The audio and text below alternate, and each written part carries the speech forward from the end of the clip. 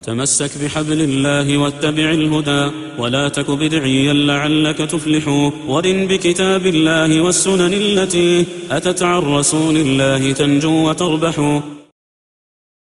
الحمد لله رب العالمين، والصلاة والسلام على أشرف الأنبياء والمرسلين نبينا محمد وعلى آله وصحبه أجمعين ومن اتبعهم بالإحسان إلى يوم الدين. أما بعد. Nous continuons donc la série de cours sur les rites du Hajj, et ceci est le 11e cours. Nous avons pu voir que la fidya, la compensation, est ما وجب بسبب ارتكاب محظور أو ترك واجب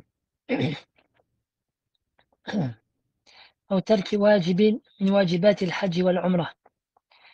À savoir, donc, qu'est-ce que la compensation?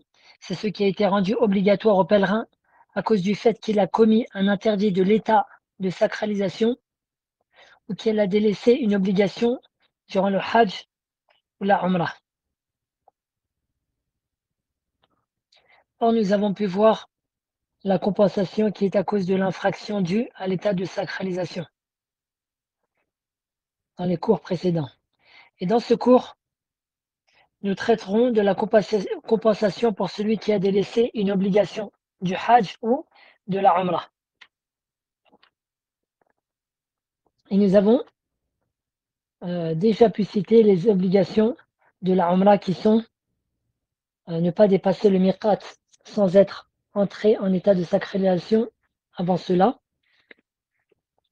Et la deuxième obligation de la Umrah, du petit pèlerinage, c'est se couper ou se raser les cheveux après avoir accompli la circumambulation, c'est-à-dire le tawaf autour de la Kaaba, et le sa'i, c'est-à-dire le va-et-vient entre Safa et le Marwa. Ici, je répète brièvement les obligations du Hajj, à savoir le fait de se sacraliser ou entrer en état de sacralisation au miqat pour celui qui accomplit le Hajj Qiran et le Hajj Mufrad. Tandis que celui qui accomplit le Hajj Tamattu', eh bien lui, il se trouvera déjà à la Mecque après avoir fini sa Umrah, et donc il va rentrer en état de sacralisation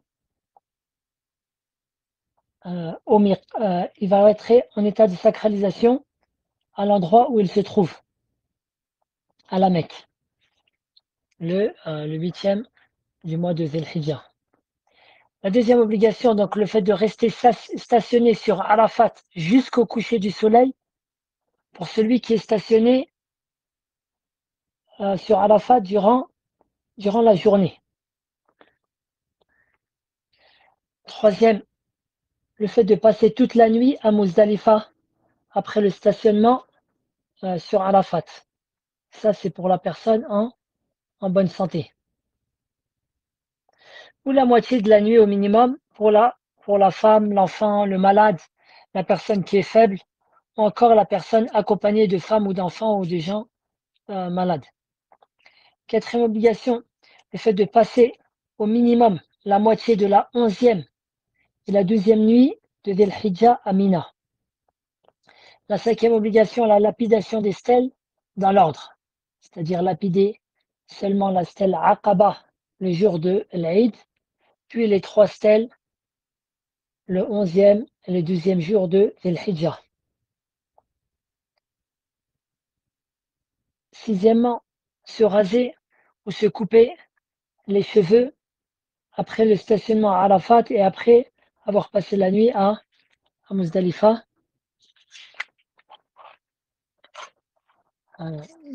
Septièmement, donc ça c'est juste pour le Hajj Tamattu' et le Hajj Qiran, à savoir qu'il leur est obligatoire de sacrifier l'offrande qu'on appelle al-hadi, donc qui est soit un mouton ou soit le 7e, au minimum le 7e d'une vache ou d'un chameau. Et ce sacrifice-là, il a lieu le jour de l'Aïd, le 10e jour de Dhul Hijjah, ou jusqu'à la fin du 3e jour de Tashriq. Et enfin, la dernière obligation, la 8e, le tawaf d'adieu, sauf pour la femme qui a ses menstrues le jour du départ et qu'elle a déjà accompli le tawaf al-ifada. Donc voilà pour nous rappeler rapidement quelles sont les obligations du Hajj. Maintenant, quels sont les différents cas envisageables où le pèlerin peut se voir délaisser une obligation du Hajj ou de la Umrah. Et vous allez voir que ces cas-là, ils sont différents des cas où le pèlerin peut tomber en état de sacralisation. Excuse-moi, mais où le pèlerin peut tomber dans un interdit de l'état de sacralisation. Donc c'est important de bien faire la distinction entre ces deux choses-là et bien comprendre cela. Le premier des cas, qu'il délaisse donc l'obligation en pleine conscience. C'est-à-dire, il sait que c'est une obligation, mais il le fait en pleine conscience et avec sa pleine volonté. Ou par ignorance, il ne savait pas que ceci était une obligation. Ou par oubli, il a oublié de faire cette obligation-là. Ou par erreur. Par erreur, par exemple, au lieu de, il voulait se rendre à Muzdalifa, puis il a dormi toute la nuit. Quand il s'est levé le matin, il s'est rendu compte que l'endroit où se trouvait n'est pas à Muzdalifa, mais c'est à Mina ou c'est un autre lieu. Dans ces quatre cas, tout cela est du pareil au même. Quant au délaissement d'une obligation, cette personne devra donc donner la compensation, al-fidya. Les savants s'appuient en cela du récit d'Ibn Abbas, radiallahu anhuma, qui dit Man taraka shay'an min nusukihi aw nasiyahu falyahriq dama. À savoir que il dit, radiallahu anhuma, que celui qui a délaissé un des rites, et ce qui est voulu, c'est une des obligations, ou l'a oublié, qu'il fasse couler un dème. Qu'est-ce qui est voulu par un dème? C'est-à-dire il fasse couler le sang d'un mouton qui doit être sacrifié et donné à manger aux pauvres de la Mecque. Donc fin du récit, les 4 imams ont pris ce récit d'Ibn Abbas et ont œuvré en fonction de ceci. On prend donc de cela, premièrement, c'est-à-dire du récit d'Ibn Abbas. Comme j'ai dit qu'il n'y a pas de différence quant à la compensation pour celui qui a délaissé une obligation entre celui qui l'a délaissé en pleine conscience, sans excuse, que celui qui l'a oublié, que celui qui en était ignorant ou celui qui l'a délaissé par erreur. Tous doivent donner la compensation. Si ce n'est que celui qui a délaissé l'obligation sans excuse et en tout état de conscience, lui, il a péché. Lui, il a péché et donc il doit aussi se repentir. La deuxième chose qu'on prend du récit d'Ibn Abbas, le délaissement d'une obligation, que ce soit du Hajj ou de la Umrah, a une seule compensation, à savoir sacrifier un mouton pour les pauvres de la Mecque.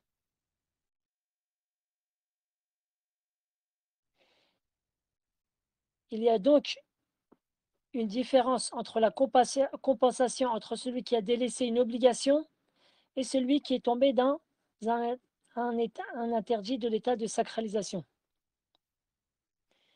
Et je fais une petite parenthèse, aujourd'hui, alhamdoulilah, il y a des compagnies qui s'occupent de faire cela pour le pèlerin qui a délaissé une obligation.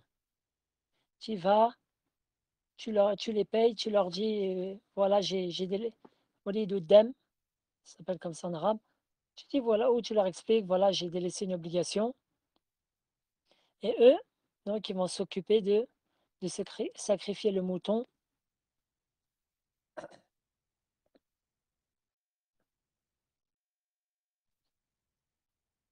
Ils vont s'occuper de sacrifier le mouton et de le distribuer pour toi aux pauvres.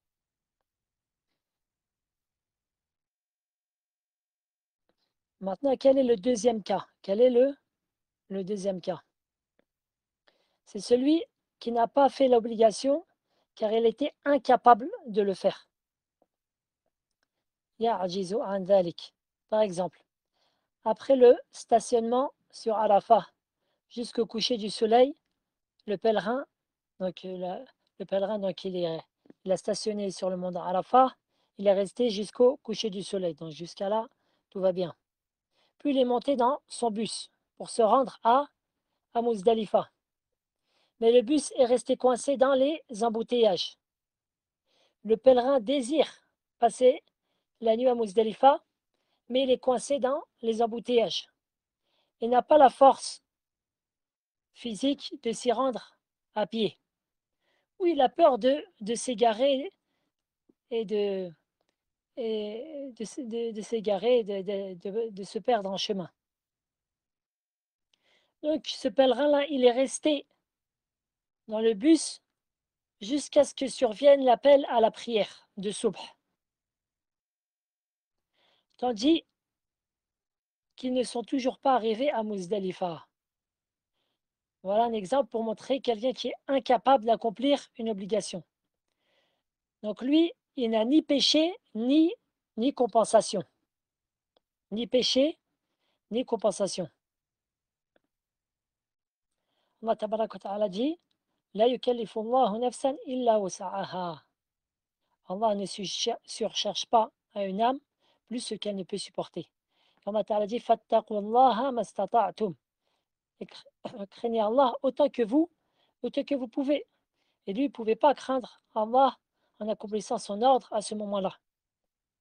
Il a rapporté Al-Bukhari Muslim dans un hadith d'après Abi Huraira que le prophète sallallahu alayhi wa sallam a dit entre autres dans ce hadith وَمَا أَمَرْتُكُمْ بِهِ فَفَعَلُوا مِنْهُ مَا اسْتَطَعْتُمْ. Et ce que je vous ai ordonné, faites-le selon votre capacité. Et la règle de jurisprudence, la wajiba ma'al ajz.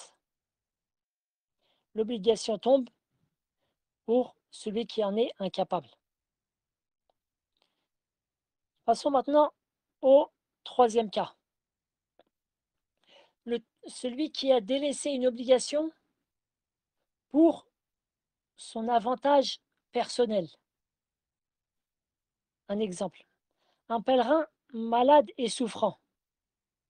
Il lui est très pénible de se rendre à Mina pour y passer la 11e et 12e nuit. Ceci ne lui est pas impossible, mais ceci lui est pénible et difficile. Il est donc resté à l'hôtel à la Mecque. Il n'a pas passé la 11e et 12e nuit à Mina. Lui, il n'a pas de péché, mais il doit donner la compensation. Il doit donner la compensation, comme j'ai dit, sacrifier un mouton pour les pauvres de la Mecque. Le quatrième et dernier cas, celui qui a délaissé une obligation pour un avantage commun. Par exemple, à notre époque, les bouchers qui ont des centaines de bêtes à sacrifier des centaines et des centaines de bêtes à sacrifier en un temps qui est assez limité. C'est-à-dire, il y a les jours de l'Aïd, puis il y a les 3 jours qui suivent de Tashriq. Donc, ils travaillent jour et nuit à partir du jour de l'Aïd jusqu'à la fin du jour, jusqu'au 13e jour de Dhul Hijjah, qui est le 3e jour de Tashriq. Si l'un d'entre eux maintenant fait en même temps le pèlerinage, et il est ainsi très occupé, il n'a que très peu de temps pour se reposer, c'est-à-dire le temps qu'on lui accorde, c'est il a besoin de dormir, se reposer. Il ne peut pas s'éloigner de l'endroit où il travaille. Et bien lui, il va se voir délaisser al-mabit bimina, c'est-à-dire le fait de passer les nuits à Mina, le 11e et la 12e nuit à Mina. quel est leur jugement. Et ils n'ont pas de péché et ils n'ont pas de compensation. Ils n'ont pas de péché, ils n'ont pas de compensation car ils ont fait cela pour l'avantage commun des pèlerins. Prouve cela, premièrement, le prophète sallallahu alayhi wa sallam a permis à Al-Abbas, son oncle, de délaisser les nuits à Mina car il donnait à boire aux pèlerins. Le hadith est authentique. De même, deuxième chose que le hadith aussi est authentique, le prophète sallallahu alayhi wa sallam a permis aux bergers de délaisser les nuits de Mina car ils surveillaient les bêtes à sacrifier, ils s'occupaient des chamelles, des pèlerins, etc. D'accord? Après, je fais une petite parenthèse, c'est que les gens de science, ils disent que lapider les stèles est plus important que passer la nuit euh, à Mina. Car passer la nuit à Mina, c'est, même si ça fait partie des obligations, mais c'est une wasila ila al-wajib. C'est-à-dire, c'est c'est un tremplin vers ce qui est obligatoire, à savoir lapider les stèles, qui est encore plus obligatoire que celle-ci. En tout cas, voilà les cas envisageables quant à celui qui délaisse une obligation.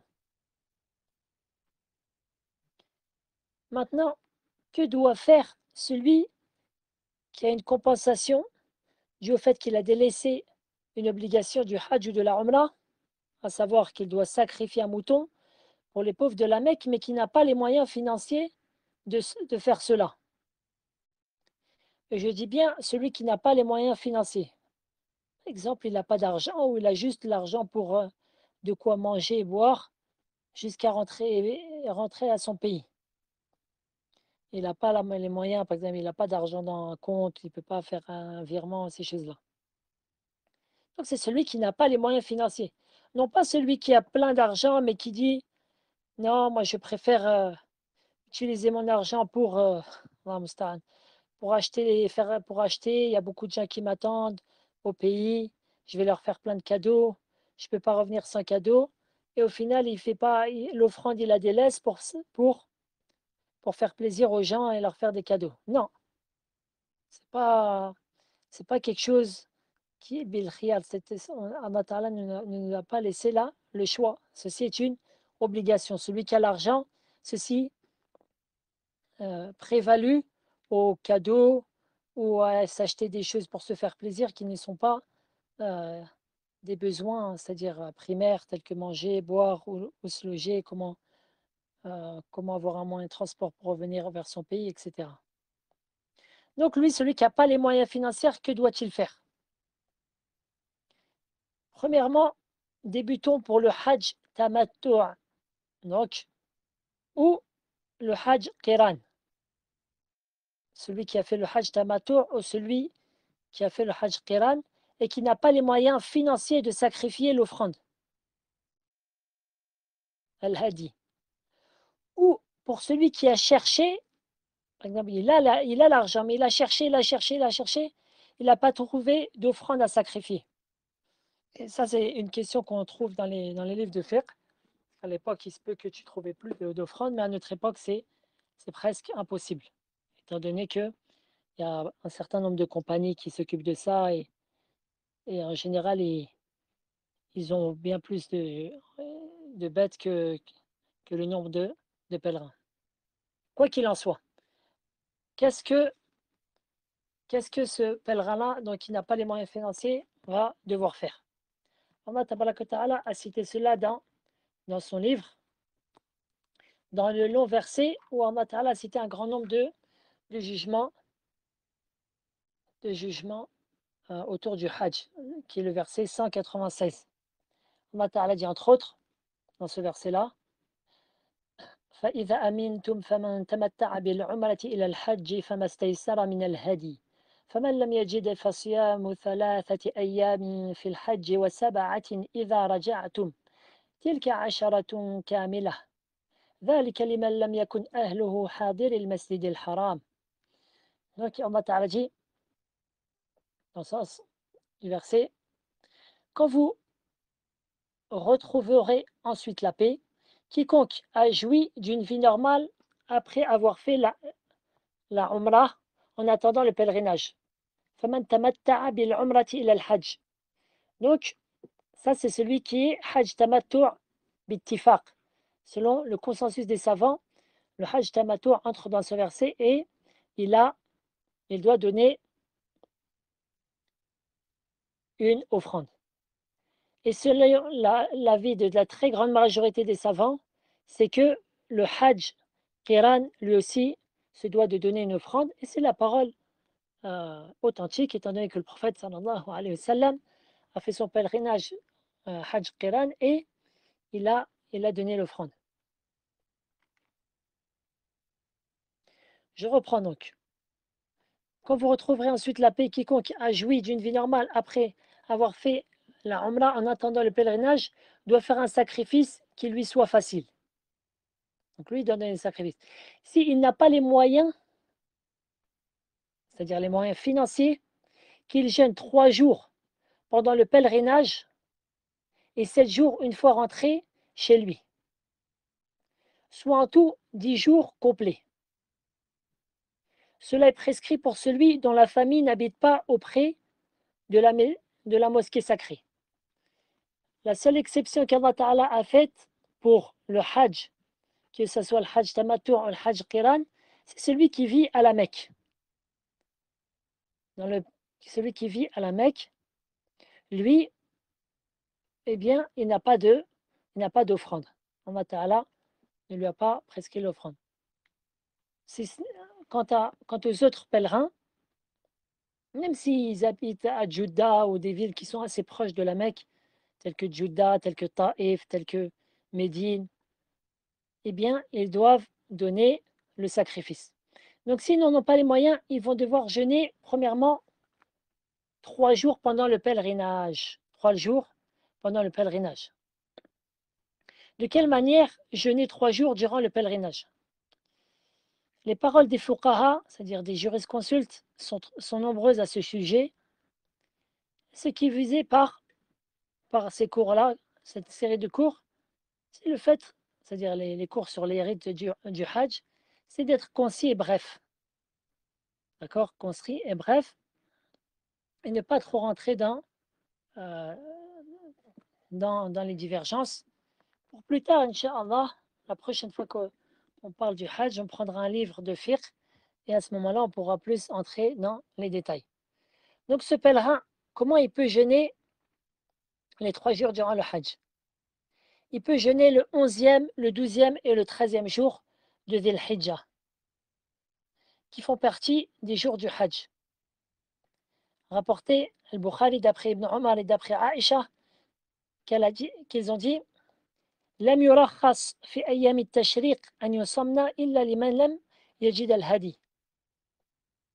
Il n'a été autorisé de jeûner les jours de Tashriq qu'à ceux qui n'ont pas trouvé de bête à sacrifier. Rapporté par Al-Bukhari. Donc voilà. Maintenant, si toutefois ce pèlerin veut se limiter dans son Hajj à rester à Mina jusqu'au 12e jour de Dhil Hijjah pour lapider les 3 stèles et quitter Mina sans y rester le 13e jour, ce qui est permis. Ce qui est permis, on a déjà cité cela, فَمَنْ تَعَجَّلَ فِي يَوْمَيْنِ فَلَا إِثْمَ عَلَيْهِ وَمَنْ تَأَخَّرَ فَلَا إِثْمَ عَلَيْهِ لِمَنِ اتَّقَى. Allah Tabaraka wa Ta'ala dit dans le verset 203, ensuite il n'y a pas de péché pour celui qui se comporte en piété à partir au bout de 2 jours. À s'attarder non plus. Donc soit tu restes 2 jours de tashriq, soit tu restes 3 jours. Donc lui maintenant, s'il a prévu de rester 2 jours de tashriq, comment il va jeûner ces 3 jours-là? Alors lui, il va jeûner le 8e jour de Dhil Hijjah. Et il va jeûner le 11e et le 12e jour. Ainsi, il aura jeûné 3 jours durant son Hajj et Alhamdulillah. Pourquoi? Parce que les savants sont unanimes pour dire qu'il n'est pas permis de jeûner le jour de l'Eid, le 10e jour de Dhil Hijjah. Donc ça, tu ne dois pas le jeûner. Tandis que le 9e jour de Dhul Hijjah, le jour de Arafat, pour le pèlerin, c'est une sunna de ne pas le jeûner. Ainsi, il jeûne le 8e, 11e et 12e jour, et alhamdulillah. Voilà pour les 3 premiers jours. Maintenant, Allah Ta'ala dit وَسَبْعَةٍ إِذَا رَجَعْتُمْ, c'est-à-dire, et 7 jours, une fois que vous rentrez, et 7 jours, une fois rentré chez lui, ou une fois que vous êtes rentré chez vous, pour être plus précis. Même chose, c'est-à-dire il y a une grande divergence à partir de quand le pèlerin peut débuter le jeûne de ces 7 jours-là. Et ce qui est sûr est que si il jeûne ces 7 jours-là, une fois arrivé dans la contrée où il vit, que ce soit une ville, que ce soit un village, une fois qu'il est arrivé chez lui, eh bien, son jeûne de 7 jours à l'endroit où il vit, il est valable selon le consensus des savants. Selon le consensus des savants, une fois que tu arrives où tu vis, si tu jeûnes ces 7 jours, eh bien, ils sont valables. Donc, c'est la parole qui est la plus sûre. Alhamdulillah. Et voilà, je me limite à cela pour rentrer plus que cela dans les détails. Maintenant, si le pèlerin qui n'a pas sacrifié d'offrande, d'accord, il n'a pas jeûné les 3 premiers jours durant son hajj, que doit-il faire? Je répète, lui, il avait 3 jours à jeûner durant son hajj, comme on a vu. Si maintenant, lui, il n'a pas jeûné durant son hajj, pendant tous les jours, 8e jour, 9e jour, 10e, 11e, 12e, 13e, il n'a rien jeûné, alors que il savait qu'il n'avait pas d'offrande durant son hajj qiran ou tamattu'. Il y a 2 cas qui se présentent. Le premier, c'est qu'il n'a pas jeûné les 3 jours durant le hajj car il avait une excuse valable. Telle une personne qui a été fébrile et malade durant ce hajj, durant son hajj, ou une femme qui avait ses menstrues, ou ses lochis, elle ne peut pas jeûner alors qu'elle a ses menstrues et ses lochis durant son hajj. Ou une excuse valable. À cette personne-là, pas de péché, et il jeûnera les 10 jours dans son pays. Le deuxième cas maintenant, celui qui n'a pas d'excuse valable, et volontairement il n'a pas jeûné ces 3 jours. Pas de doute qu'il a péché. Il a péché, il doit se repentir pour son manquement. Maintenant, les savants y divergent. Certains disent que dans ce cas, il ne peut plus jeûner. Il doit absolument sacrifier un mouton pour les pauvres de la Mecque. Mais la majorité des savants, et c'est la parole qu'a choisi notre cher Suleiman al-Ruhaili, c'est que il jeûnera les 10 jours dans son pays et il se repent en demandant le pardon d'Allah Ta'ala pour son manquement. Voilà pour cela. Maintenant, passons à celui qui a délaissé une obligation en dehors de l'offrande, du hajj, tamattu' ou qiran.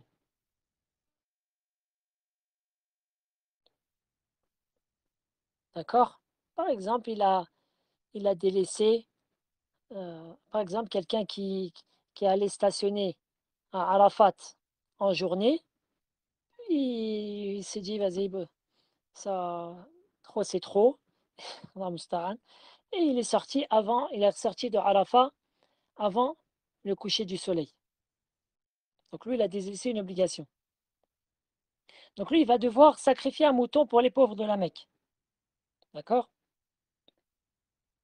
Maintenant, lui, s'il n'a pas la capacité, il n'a pas la capacité financière de il n'a pas la capacité financière de sacrifier un mouton pour les pauvres de la Mecque, eh bien lui aussi, il va devoir jeûner 10 jours. Et le mieux, et ici je dis bien le mieux, car ici ce n'est pas obligatoire, c'est que le mieux ici est qu'il jeûne 3 de ces jours-là pendant le Hajj. D'accord? il jeûne 10 jours. Et le mieux, c'est que les 3 de ceux-là, ils soient durant son hajj.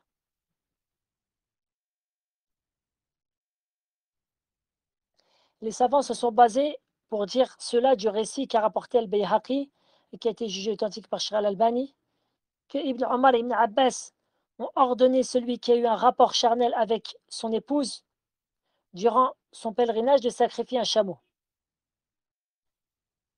Et s'il ne peut pas sacrifier ce chameau, ils lui ont dit Suma asharata ayyamin thalathatan fil hajji wa sab'atan idha raja'at.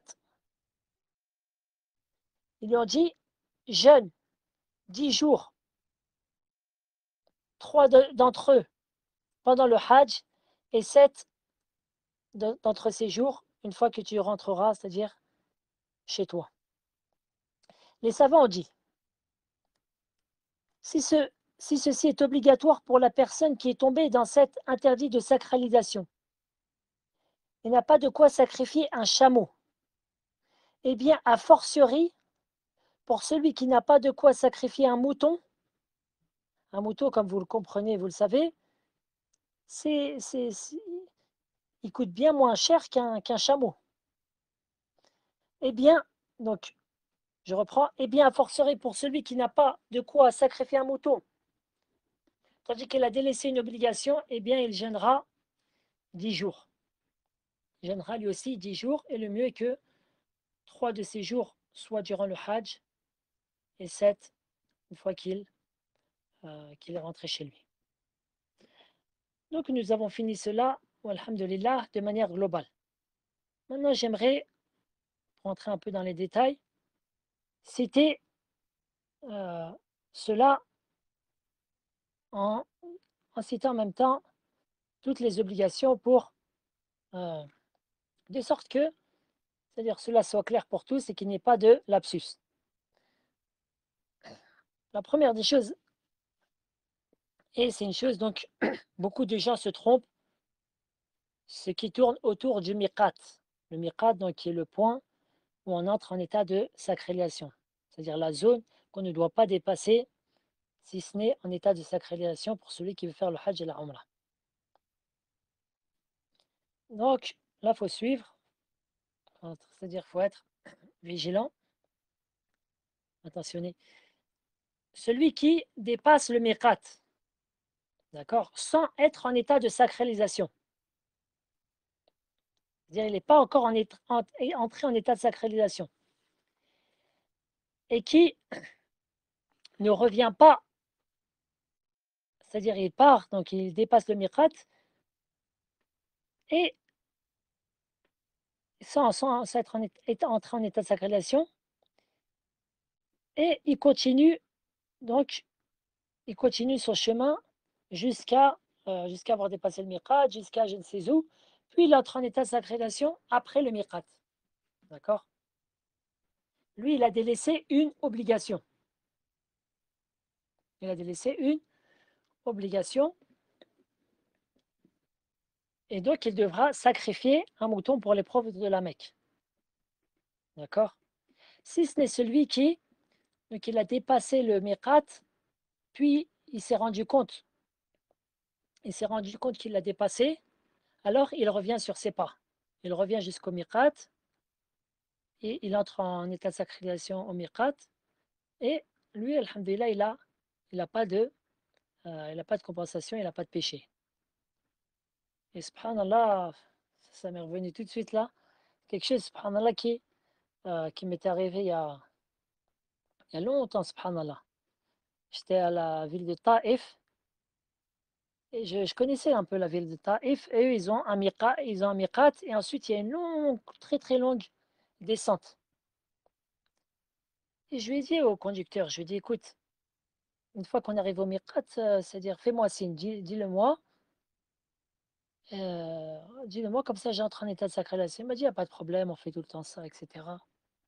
C'était la nuit, subhanallah.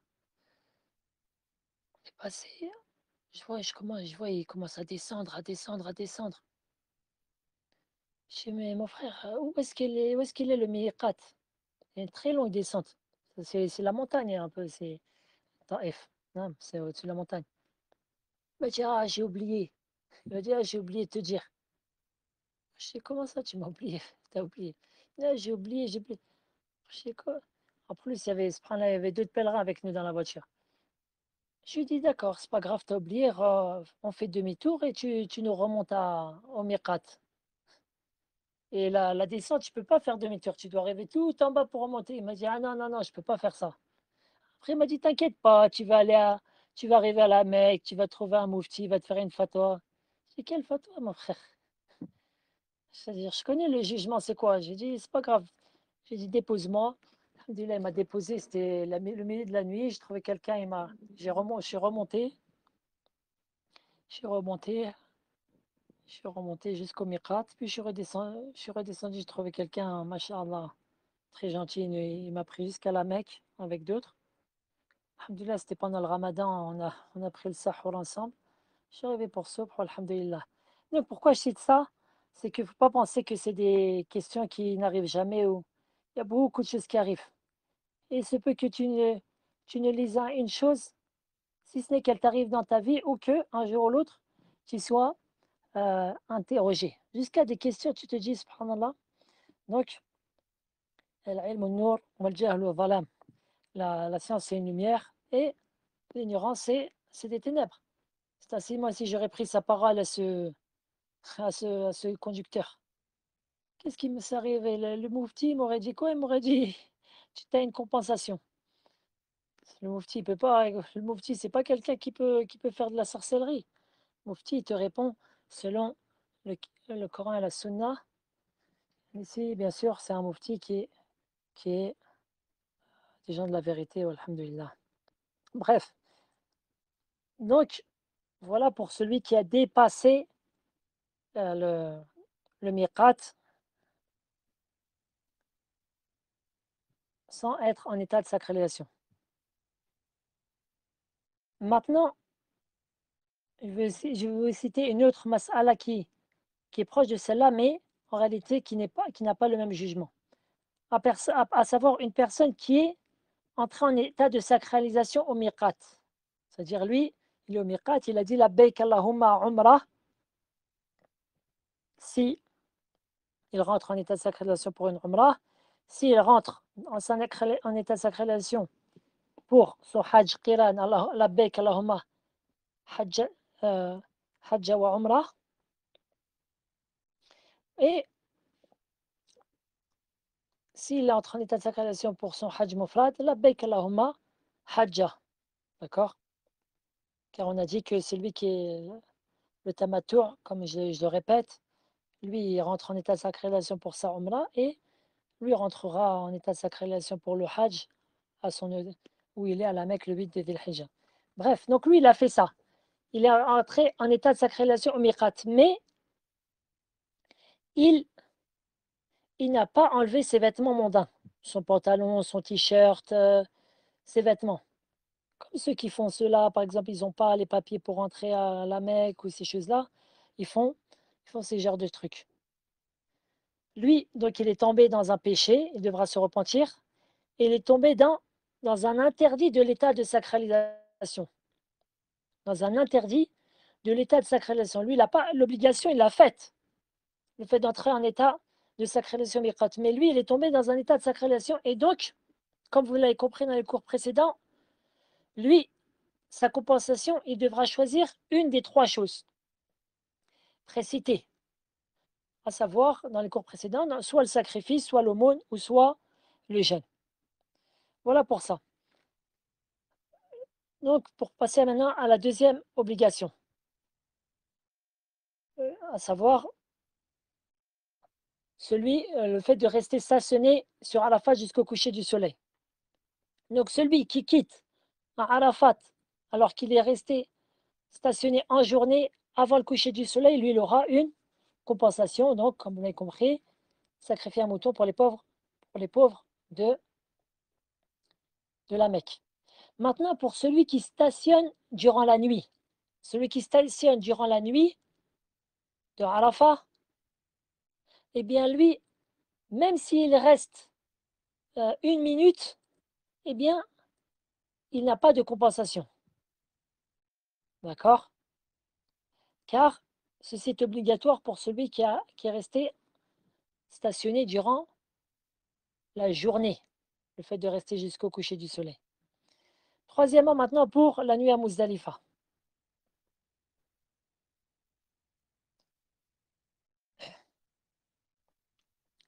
Celui celui qui a raté donc toute la nuit de Muzdalifa, c'est-à-dire il n'est pas resté un quelconque moment durant la nuit à Muzdalifa, il ne fait pas doute qu'il a délaissé l'obligation et il aura une compensation, un sacrifice pour les pauvres de la Mecque, le sacrifice d'un mouton. Maintenant, celui qui est resté que la première moitié de la nuit et qui fait partie des gens de, euh, qui ont une excuse valable, tels que les enfants, les femmes, le malade, la personne très, très faible, très âgée, ou celui qui accompagne cela. Lui, il n'a ni péché ni compensation. Même si le récit de Asma, est-ce que les gens de science, ils préfèrent, c'est-à-dire yastahiboun, c'est-à-dire ils préfèrent, disent que le mieux tu ne restes pas le minimum, ils disent le minimum tu restes jusqu'à un peu plus de la moitié de la nuit, mais le mieux c'est que tu restes jusqu'à que la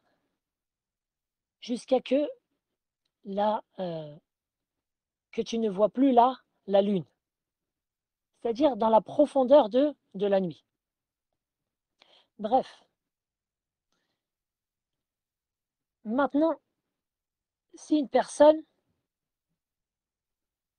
elle arrive en retard, c'est-à-dire elle est partie de Arafat vers Muzdalifa, mais à cause des embouteillages ou à cause d'une autre, elle arrive par exemple 1 heure ou 2 heures avant la fin de la nuit à Muzdalifa. Lui, il n'a pas de compensation, car lui, il est arrivé après la deuxième moitié de la nuit, donc lui, il n'aura pas de compensation. D'accord? Par exemple, quelqu'un qui arrive 2 heures avant la fin de la nuit de Muzdalifa et qui reste jusqu'au Fajr.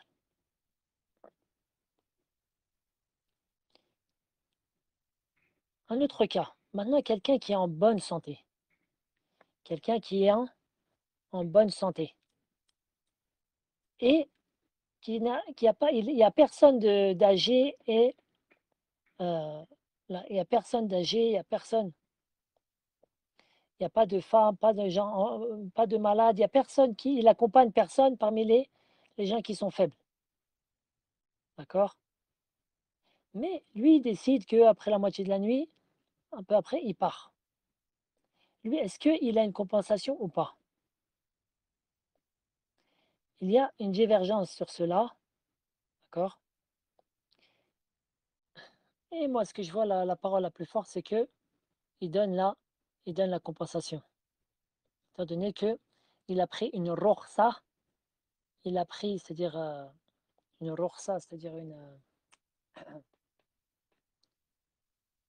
comment on appelle ça, rorsa,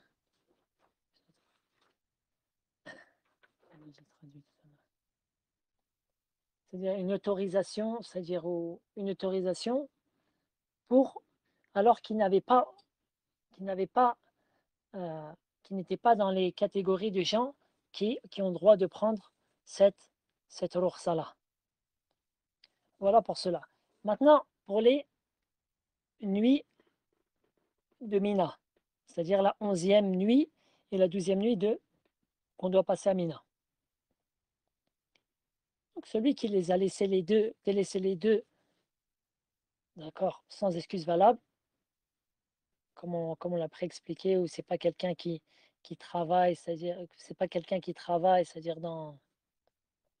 pour les pèlerins, c'est-à-dire il n'y a pas un but commun, lui il va devoir donner la compensation. Mais maintenant celui qui le minimum, comme on a dit, c'est de rester la moitié, un peu plus de la moitié de la nuit. D'accord? Mais maintenant, celui qui délaisse une de ces 2 nuits, comme quelqu'un qui a manqué la 11e nuit. Mais la 12e nuit, il était à Mina, ou le contraire. Lui, il va faire l'aumône à un pauvre. Lui, il va le faire l'aumône à un pauvre. Celui maintenant, pour l'obligation de se raser ou se couper les cheveux après le stationnement d'Arafat et après avoir passé la nuit à Muzdalifa. Donc ça, c'est clair. Celui qui a, ni s'est coupé les cheveux, ni se les est rasés, alors il aura une compensation, comme on l'a dit, c'est-à-dire sacrifier un mouton pour les pauvres de la Mecque. Et enfin, pour le tawaf d'adieu, tawaf al-wada, celui qui le délaisse, il aura une compensation. Et la seule personne qui a le droit de le délaisser et qui n'a pas de compensation, c'est la femme qui a ses menstrues ou ses lochis. Voilà pour résumer ce qui m'a été facilité de dire pour ce cours. والله أعلى وأعلم وصلى الله وسلم على نبينا محمد وعلى آله وصحبه أجمعين سبحانك اللهم وبحمدك أشهد أن لا إله إلا أنت أستغفرك وأتوب إليك